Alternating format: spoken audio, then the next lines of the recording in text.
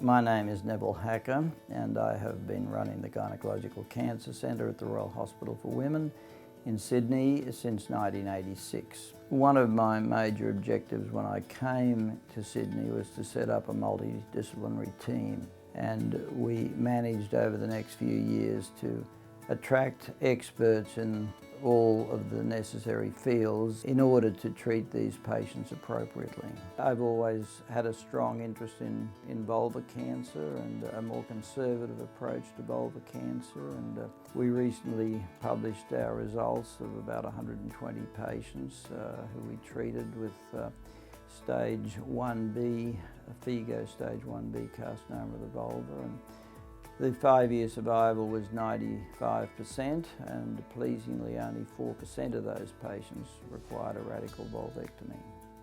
Our focus has always been on the individual patient, and we have a multidisciplinary team meeting once a week. Each inpatient is discussed. We have a lot of expertise in various disciplines around that meeting, and each participant brings their own passion, and this passion and discussion helps to resolve often very complex problems. So at the Royal Hospital for Women we have 2 accredited training positions. We usually take 1 trainee from Australia or New Zealand who participates in our usual gynaecological training program over 3 years.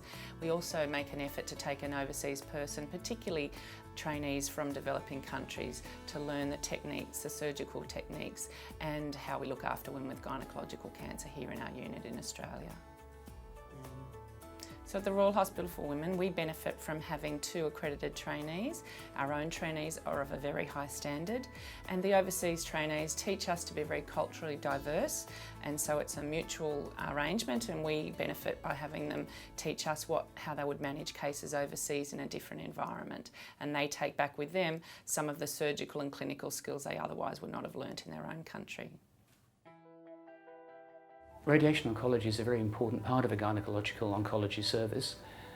We use radiotherapy in many patients, sometimes after surgery, sometimes on its own as a definitive treatment, or in combination with chemotherapy. Some patients in fact have all 3 modalities of treatment. So one of the things that we do slightly differently here from many gynaecological oncology centres is we make more use of the combination of surgery and radiotherapy for stage 1B cervix cancer. The traditional teaching has been that you should try to use one modality or the other to avoid the complications of both. However, here we've had very good results using surgery for the larger stage 1Bs and then following that with small field radiotherapy rather than the traditional large post-operative fields. As you can see here, on the left is the standard post-operative field. However, if the patients had the pelvic lymph nodes removed and they were clear, there's really no need to treat that area. And so we now use a small central pelvic field. As you can see, most of the bowel is no longer in the field, but you're just covering the central region where you're most concerned about disease recurrence. And this is very well tolerated, both acutely and in the long term. One of the things we're putting into our new cancer centre is a research MRI facility, so we'll be able to use MRI much more for planning the volumes of cervix brachytherapy. And as you can see, the imaging on brachytherapy with MRI is much better than with CT. We have been very much the cutting edge of research in gynaecological oncology in Australia at the Royal Hospital for Women. I was the founder and initial chair of the Australia-New Zealand Gynaecological Oncology Group. We've been running clinical trials here from the day I started, and these are cutting edge trials that really changed the way that we manage women with ovarian cancer specifically, but also other gynecological cancer types. And at the moment we're focusing mainly in PARP inhibitors and in immune checkpoint inhibitors. There is a strong culture for nursing research in the department, and this is very well supported by Professor Hacker and by nursing administration. So most recently, a part of my PhD research has been looking at the trends in incidence and mortality for vulvar cancer in Australia over the last 30 years. And overall we found that there's been an increasing incidence in vulvar cancer for women under 60 years of age, and this is probably most attributable to their exposure to the human papillomavirus since the 1950s. We are also looking at the presence of P53 mutations in squamous cell carcinoma of the vulva, and this immunohistochemical profile may be beneficial in determining disease progression and prognosis in the individual patient with vulvar cancer. Women that have gynecological cancer suffer a lot of side effects from their surgery and their treatments, that being radiation and chemo. And these are the sorts of things that I deal with and help them with. A lot of that is anxiety and depression.